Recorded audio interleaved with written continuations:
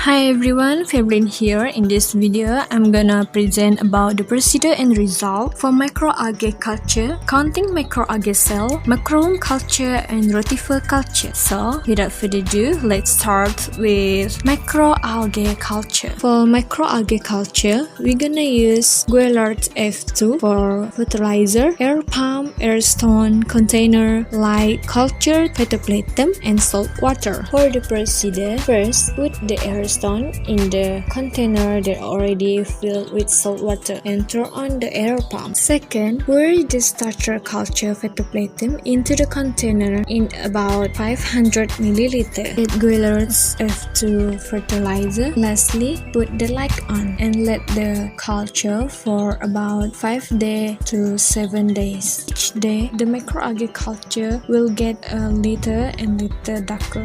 This is the results after 3 days, 4 days, and 5 days. Next is counting microalgae. For counting microalgae, all we need is cell sample, microscope, disposable hemocytometer, iodine, chemi wipes, glove, vortex, pipette, 1/2 ml centrifuge tube, deionized water, and compressed air. For the procedure, the first step is putting on your gloves. Shake your sample flask vigorously. Next, using large pipette, extract 500 microliter of sample cells. Add the sample to the 2 ml micro centrifuge tube. Next, add 1 drop of iodine to the sample. Then put into the vortex to mix the iodine and the sample in that centrifuge tube. Put 1 drop of well-mixed algae suspension on each new layer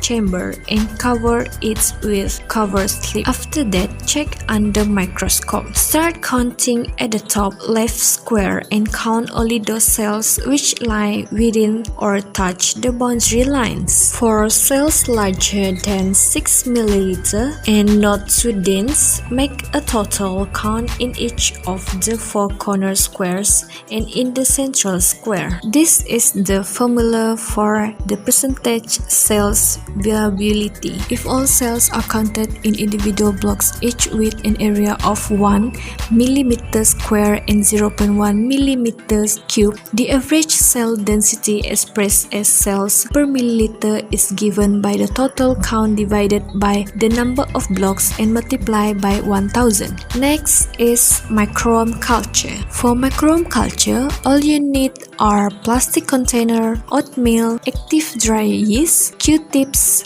pipette or dropper, and small cup. First, to set up the macroome culture, get a clean container and add about 1-inch layer of cooked oatmeal to the bottom of the container. Then, let the oatmeal cool out overnight in room temperature. Then mix in 1 tablespoon of the active dry yeast. Third, add the macroome culture to the cooked oatmeal. Then, as the oatmeal ages, the macroomes will feed off the produced yeast. Put a lid on the container. Make sure to poke some holes on the lid to let air in. Then, keep the culture at room with 20 to 29 degrees Celsius and away from direct sunlight. This is how the microomes move in the container.